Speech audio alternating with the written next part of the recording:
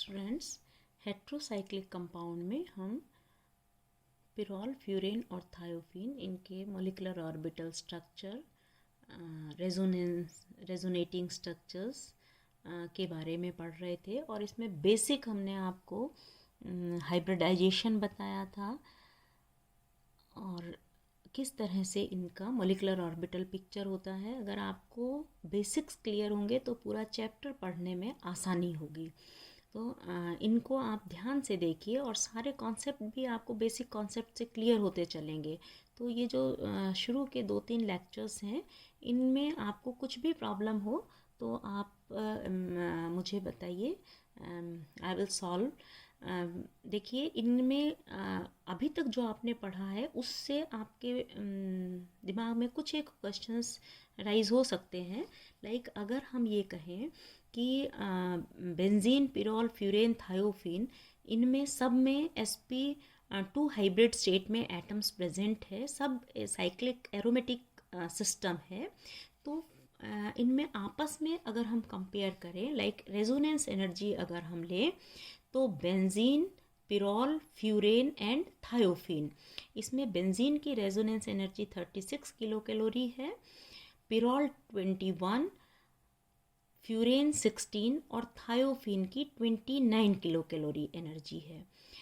ये जो 5 membered heterocyclic compounds हैं, इनको हम कहते हैं सुपर एरोमेटिक कंपाउंड्स।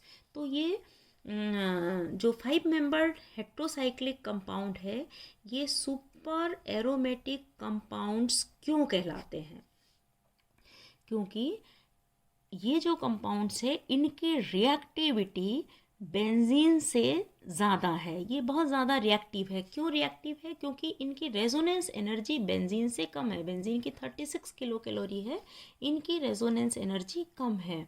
और रेजोनेंस एनर्जी कम है, इसका मतलब रिएक्टिविटी ज़्यादा है।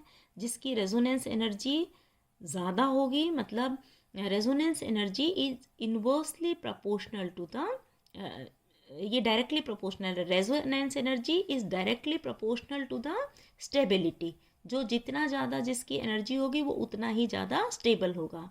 और स्टेबिलिटी जो है that is inversely proportional to, stability is inversely proportional to reactivity. ये आपको पता है, जो जितना ज़्यादा स्टेबल होगा उतना ही कम रिएक्टिव होगा।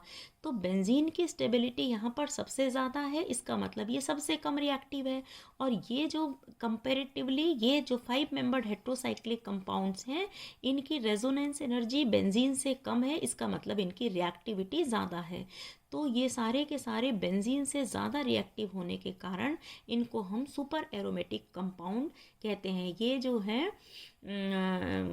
इवन थायोफीन, जिसकी की रेजोनेंस एनर्जी ज़्यादा है, वही बेंजीन से करीब 1000 टाइम्स ज़्यादा रिएक्टिव है। तो इतनी ज़्यादा रिएक्टिविटी होने के कारण these are also known as super aromatic compound.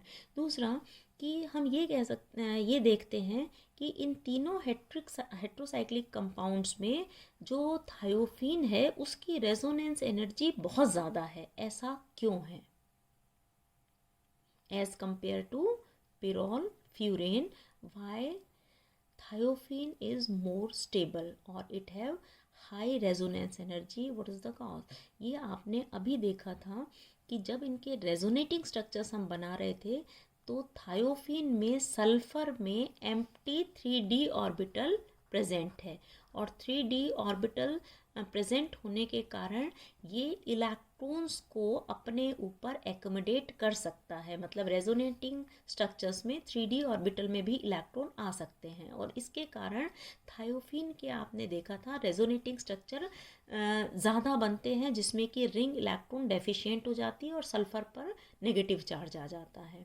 बाकी तो सब में कॉमन है ही 5 रेजोनेटिंग स्ट्रक्चर्स, जिसमें दोनों अल्फा और दोनों बीटा पोजीशन पर नेगेटिव चार्ज आ रहा था, पर उसके अलावा थायोफिन और 5 रेजोनेटिंग स्ट्रक्चर देता है, जिसमें सल्फर अपने ऊपर नेगेटिव चार्ज एक्मोडेट कर लेता है और रिंग जो है वो इलेक्ट्रॉन डेफिशिएंट हो जाती है। मतलब इसके 10 रेजोनेटिंग स्ट्रक्चर बनते हैं, और जितने ज़्यादा रेजोनेटिंग स्ट्रक्चर होंगे उतनी ही उसकी रेजोनेंस एनर्जी जो है वो ज़्यादा होगी, वो उतना ही स्टेबल होगा। तो रेजोनेंस एनर्जी ज़्यादा होने से इसकी स्टेबिलिटी ज़्यादा हो जाती है। क्योंकि रेजोनेंस एनर्जी क्यों ज़्यादा है? क्योंकि इसके ज़्यादा रेजोनेटिंग स्ट्रक्चर्स बनते हैं। क्योंकि इसमें एम्प्टी 3d ऑर्बिटल प्रेजेंट है। दूसरा, ये सारे के सारे कलरलेस लिक्विड हैं, जिसमें कि 6 पाई इलेक्ट्रॉन्स का क्लोज सिस्टम होता है, मीन्स स्टेबल है और लिक्विड है। अगर हम इनका बॉइलिंग पॉइंट देखते हैं तो इसमें 48, पिरोल का 131, फ्यूरेन का 32 और थायोफिन का 84, ये इनके बॉइलिंग पॉइंट है।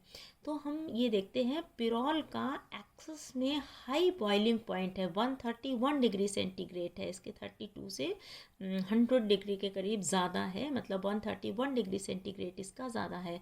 तो पिरोल का बॉइलिंग पॉइंट इतना ज़्यादा क्यों है? इसका कारण क्या है?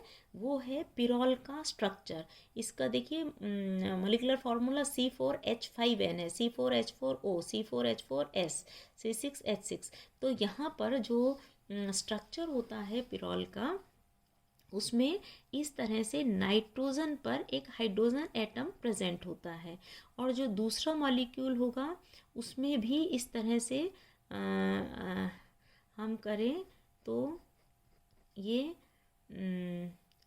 नाइट्रोजन पर एक हाइड्रोजन प्रेजेंट है। ऐसे ही जितने भी मॉलिक्यूल होंगे उसमें नाइट्रोजन पर भी एक हाइड्रोजन एटम प्रेजेंट होता है, और इसमें जो एक नाइट्रोजन दूसरे के हाइड्रोजन से इस तरह से इलेक्ट्रोनेगेटिविटी में डिफरेंस के कारण, ये ज़्यादा इलेक्ट्रोनेगेटिव है, नेगेटिवली चार्ज होगा, ये इससे इलेक्ट्रॉन लेगा, तो इंटरमॉलिक्यूलर हाइड्रोजन बॉन्डिंग इस तरह से बन जाती है। ये इस हाइड्रोजन के साथ, ये इस हाइड्रोजन के साथ, ऐसे दूसरे जो मॉलिक्यूल्स हैं उनके साथ इंटरमॉलिक्यूलर हाइड्रोजन बॉन्डिंग हो जाएगी। तो नाइट्रोजन पर हाइड्रोजन प्रेजेंट होने के कारण इसमें इंटरमॉलिक्यूलर हाइड्रोजन बॉन्डिंग हो जाती है, और इस बॉन्डिंग को तोड़ने के लिए ज़्यादा एनर्जी की ज़रूरत होती है, या यूँ कहें कि ये स्टेबल हो जाता है, इसको तोड़ने में ज़्यादा एनर्जी चाहिए। तो बॉइलिंग पॉइंट जो है वो हायर पर जाके स्ट्रॉन्ग बॉन्ड है, उसको तोड़ने में लिए ज़्यादा एनर्जी चाहिए, तो इसका बॉइलिंग पॉइंट 131 डिग्री सेंटीग्रेड हो जाता है। तो भाई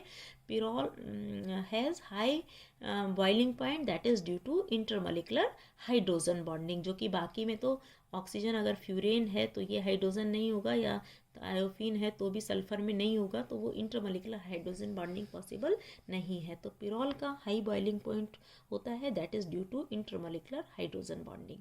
तीसरा, जब हम इनकी रिएक्टिविटी देखते हैं तो according to the resonance energy, जिसकी जितनी कम होगी वो उतना ही ज़्यादा रिएक्टिव होगा। जिसकी रेजोनेंस एनर्जी कम है वो ज़्यादा रिएक्टिव है, और जिसकी रेजोनेंस एनर्जी ज़्यादा है या स्टेबल है वो उतना ही कम रिएक्टिव होगा। Stability is inversely proportional to reactivity, और stability is directly proportional to resonance energy. Resonance energy ज़्यादा है, ज़्यादा स्टेबल होगा, लेकिन रिएक्टिव कम होगा। रेजोनेंस एनर्जी ज़्यादा है, इसका मतलब वो ज़्यादा स्टेबल होगा, इसका मतलब रिएक्टिव कम होगा। रेजोनेंस एनर्जी कम है मीन्स स्टेबल भी कम होगा, लेकिन रिएक्टिव ज़्यादा होना चाहिए, है ना। तो इसके अकॉर्डिंग इनमें सबसे ज़्यादा रिएक्टिव फ्यूरेन होना चाहिए, उसके बाद पिरोल और फिर थायोफिन। लेकिन प्रैक्टिकली हम देखते क्या है, रिएक्टिविटी सीक्वेंस क्या है, सबसे ज़्यादा रिएक्टिव पिरोल है, फिर फ्यूरेन है, फिर थायोफिन है, फिर बेंजीन है। तो ये तो समझ में आता है कि इसकी रेजोनेंस एनर्जी ज़्यादा है, तो ये ज़्यादा स्टेबल है, ये उससे भी ज़्यादा स्टेबल है। लेकिन यहाँ पर सबसे ज़्यादा रिएक्टिव फ्यूरेन को होना चाहिए, लेकिन सबसे ज़्यादा रिएक्टिव है कौन? पिरोल। ऐसा क्यों होता है? इसका कारण ये है कि जब हम इनकी इलेक्ट्रोनेगेटिविटी देखते हैं तो जो ऑक्सीजन है वो ज़्यादा इलेक्ट्रोनेगेटिव है as compared to oxygen. Sorry nitrogen, nitrogen ज़्यादा इलेक्ट्रोनेगेटिव है सल्फ़र से और सल्फ़र ज़्यादा है कार्बन से। मीन्स इलेक्ट्रोनेगेटिव सबसे ज़्यादा, उससे कम, उससे कम, उससे कम, है ना। तो ऑक्सीजन की इलेक्ट्रोनेगेटिविटी नाइट्रोजन से ज़्यादा होती है। अगर ऑक्सीजन पर पॉजिटिव चार्ज आ जाता है तो ये अनस्टेबल कंडीशन में आ जाता है। मीन्स ऑक्सीजन अपने ऊपर पॉजिटिव चार्ज को रिटेन करने में असमर्थ है एज कंपेयर टू नाइट्रोजन पर अगर पॉजिटिव चार्ज आता है तो फिर भी ज़्यादा स्टेबल है। अब आपने जब रेजोनेटिंग स्ट्रक्चर्स देखे थे तो उसमें आपने देखा था कि जो हेट्रो एटम था उसके इलेक्ट्रॉन्स यहाँ शिफ्ट होते हैं और ये इलेक्ट्रॉन्स इस तरह से शिफ्ट हो रहे थे, यहाँ पर नेगेटिव चार्ज आ रहा था तो हेट्रो एटम पॉजिटिवली चार्ज था और रिंग में सारे पोजीशंस पर इलेक्ट्रॉन जा रहा था, मतलब दोनों अल्फा और दोनों बीटा पोजीशन इलेक्ट्रो नेगेटिव थे। मतलब हेट्रो एटम पर जो रेजोनेटिंग स्ट्रक्चर है उसमें हेट्रो एटम पर पॉजिटिव चार्ज आता है। तो रेजोनेटिंग स्ट्रक्चर्स जब बनती है तो ऑक्सीजन पर भी पॉजिटिव चार्ज आता है और नाइट्रोजन पर भी आता है। लेकिन प्रैक्टिकली क्योंकि ऑक्सीजन ज़्यादा इलेक्ट्रोनेगेटिव है नाइट्रोजन से तो ये पॉजिटिव चार्ज अपने पर रिटेन करना नहीं चाहेगा। मतलब ऑक्सीजन, अगर हमारे पास एक पिरोल है एक कंपाउंड और दूसरा कंपाउंड फ्यूरेन है, ठीक है, इस पर भी लोन पेयर ऑफ इलेक्ट्रॉन है, यहाँ भी है।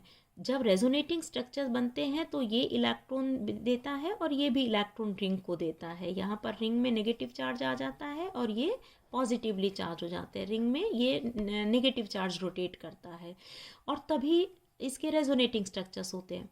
तो जब रेजोनेटिंग स्ट्रक्चर बनेंगे तो ऑक्सीजन पर भी पॉजिटिव चार्ज आएगा, नाइट्रोजन पर भी पॉजिटिव चार्ज आएगा। ऑक्सीजन पर पॉजिटिव चार्ज जब आता है तो ये अनस्टेबल हो जाता है, या यूँ कहें इसकी इलेक्ट्रोनेगेटिविटी इतनी ज़्यादा है कि ये इजीली इलेक्ट्रॉन्स रिंग को नहीं देता है, जबकि नाइट्रोजन पर पॉजिटिव चार्ज रिटेन हो जाता है या कंपैरेटिवली ये अपने इलेक्ट्रॉन इजीली रिंग को दे देता है। तो ये जब ज़्यादा इजीली दे देगा तो इसके रेजोनेटिंग स्ट्रक्चर्स ज़्यादा टाइम तक रहेंगे, ज़्यादा स्टेबल होंगे, ज़्यादा इजीली बन जाएंगे और इसलिए ये ज़्यादा स्टेबल होगा और ज़्यादा इलेक्ट्रॉन देगा। मतलब इसमें ज़्यादा इलेक्ट्रॉन रोटेट करेंगे और इसमें ज़्यादा इलेक्ट्रॉन रहेंगे तो ये ज़्यादा रिएक्टिव होगा, क्योंकि इसमें जो 6 मेंबर्ड हेट्रोसाइक्लिक कंपाउंड बनता है या sp2 हाइब्रिड स्टेट में बनता है या एरोमेटिक कंपाउंड बनता है, तो आपको पता है एरोमेटिक करेक्ट कंपाउंड्स का ये बेसिक नेचर है कि वो इलेक्ट्रोफिलिक सब्स्टिट्यूशन रिएक्शन देते हैं।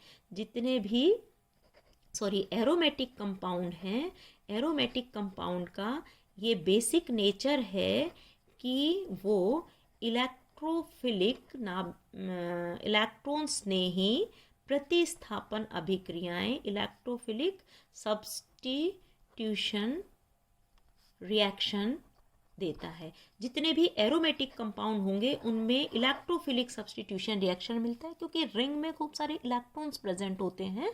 तो जिसको भी इलेक्ट्रॉन चाहिए, जो इलेक्ट्रोफाइल है, वो इस पर जाके अटैक करता है। ये आपको पता है बेसिक है कि एरोमेटिक कंपाउंड्स जितने भी है उनका बेसिक नेचर है, फंडामेंटल प्रॉपर्टी है कि वो इलेक्ट्रोफिलिक सब्स्टिट्यूशन रिएक्शन देते हैं।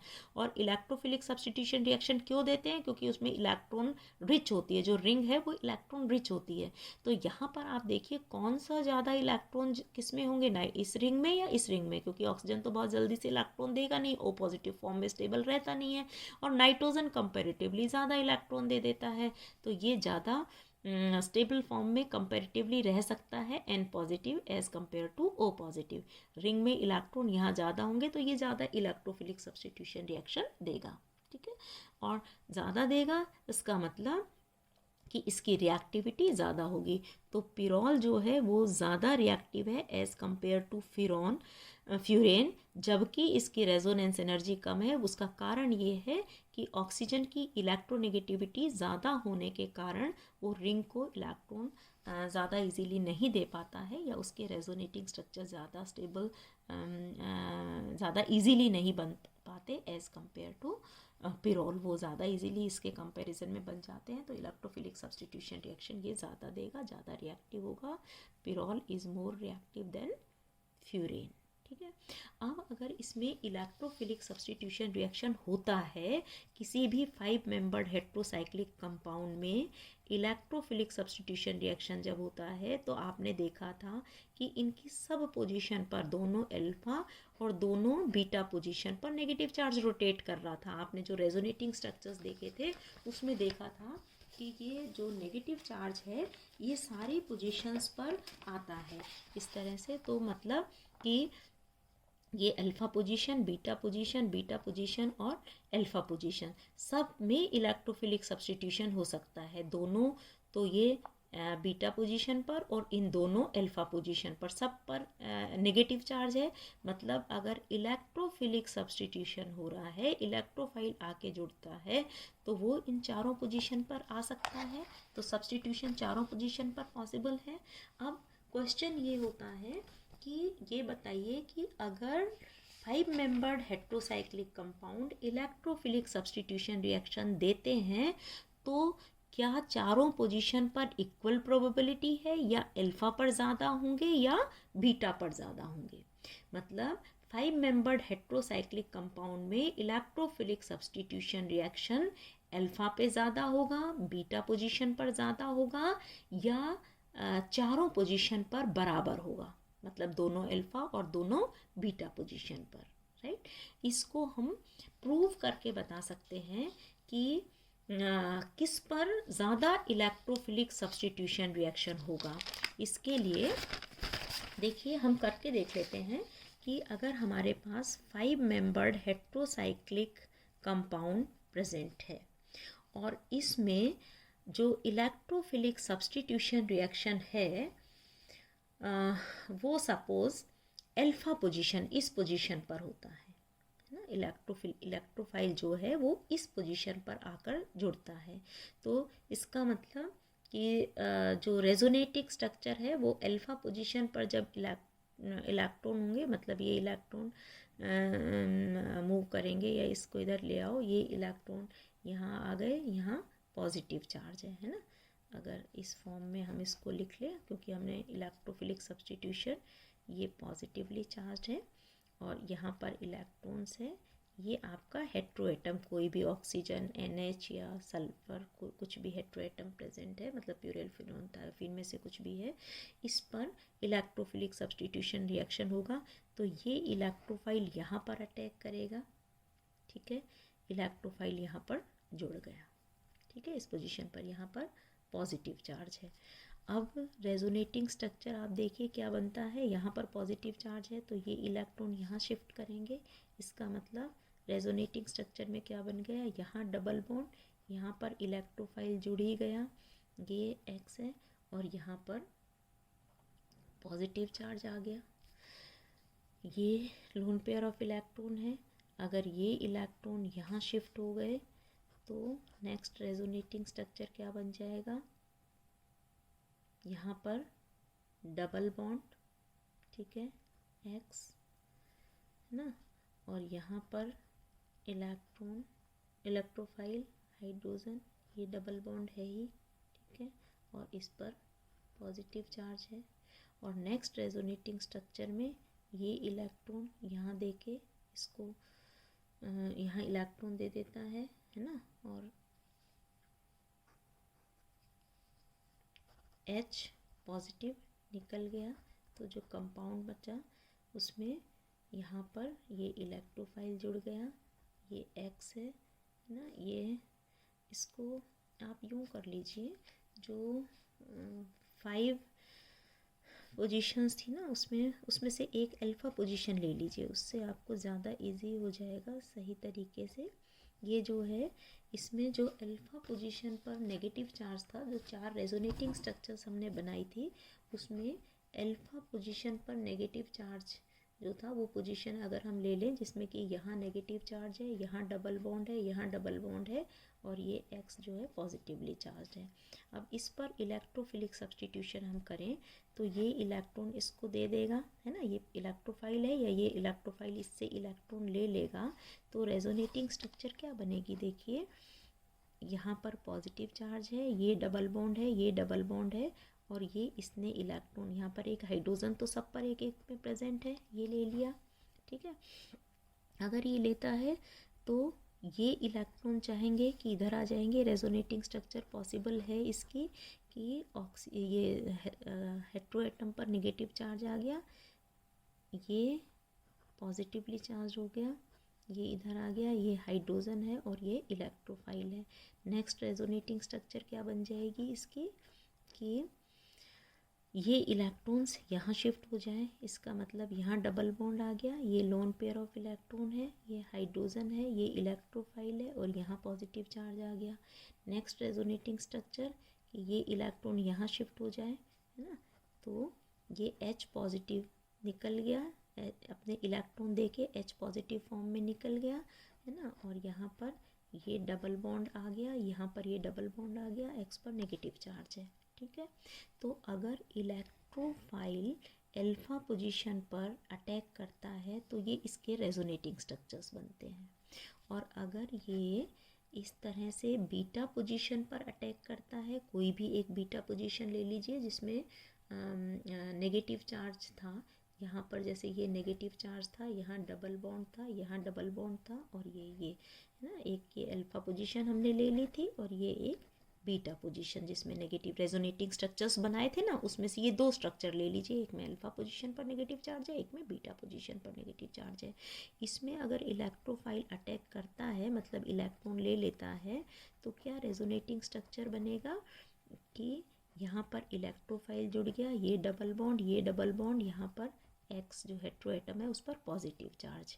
अगर ये पॉजिटिव चार्ज है तो इसकी रेजोनेटिंग स्ट्रक्चर क्या बनेगी, ये इलेक्ट्रॉन अगर इसको दे देता है तो यहाँ पर लोन पेयर ऑफ इलेक्ट्रॉन आ गया हेट्रो एटम पर, ये इलेक्ट्रोफाइल जुड़ा हुआ है और इस पर पॉजिटिव चार्ज आ गया, और इन पर सब पर एक एक हाइड्रोजन भी है ना, तो ये हाइड्रोजन अपने इलेक्ट्रॉन इसको दे देगा और नेक्स्ट रेजोनेटिंग स्ट्रक्चर क्या बना कि ये डबल बॉन्ड आ गया, ये डबल बॉन्ड आ गया, ठीक है, और ये H पॉजिटिव जो है वो निकल गया और ये X पर लोन पेयर ऑफ इलेक्ट्रॉन और यहाँ पर इलेक्ट्रोफाइल। तो देखिए एक तो इलेक्ट्रोफिलिक सब्स्टिट्यूशन ये निकला था ना, यहाँ पर भी इलेक्ट्रोफाइल था, ठीक है, ये तो अल्फा पोजीशन पर इलेक्ट्रोफिलिक सब्स्टिट्यूशन हुआ है और ये बीटा पोजीशन पर इलेक्ट्रोफिलिक सब्स्टिट्यूशन हुआ है। यहाँ पर ये हमारी अल्फा पोजीशन थी, यहाँ पर ये बीटा पोजीशन है, इसमें इलेक्ट्रोफाइल ऐड हुआ है, इसमें भी इलेक्ट्रोफाइल ऐड हुआ है। हमारा कंपाउंड ये अल्फा सब्स्टिट्यूशन मिल गया, ये बीटा सब्स्टिट्यूशन मिल गया, यहाँ से 1 2 3 4 रेजोनेटिंग स्ट्रक्चर बने हैं और यहाँ पर 1 2 3 रेजोनेटिंग स्ट्रक्चर बने हैं। इसमें ज़्यादा है या इसमें ज़्यादा रेजोनेटिंग स्ट्रक्चर, इसमें ज़्यादा रेजोनेटिंग स्ट्रक्चर है। अल्फा पोजीशन पर अगर इलेक्ट्रोफिलिक सब्स्टिट्यूशन होता है तो ज़्यादा रेजोनेटिंग स्ट्रक्चर बनते हैं, ठीक है, और जितने ज़्यादा रेजोनेटिंग स्ट्रक्चर बनेंगे वो उतना ही स्टेबल होगा। मतलब हमेशा 5 मेंबर्ड हेट्रोसाइक्लिक कंपाउंड चाहेगा कि इलेक्ट्रोफिलिक सब्स्टिट्यूशन मेरा अल्फा पोजीशन पर हो as compared to beta position, क्योंकि बीटा में जब होता है तो 3 ही रेजोनेटिंग स्ट्रक्चर बनते हैं और अल्फा में होता है तो 4 रेजोनेटिंग स्ट्रक्चर बनते हैं। तो हम ये भी बता सकते हैं कि हेट्रोसाइक्लिक कंपाउंड में alpha position is more reactive than beta position. Next अगले लेक्चर में करेंगे। Thank you.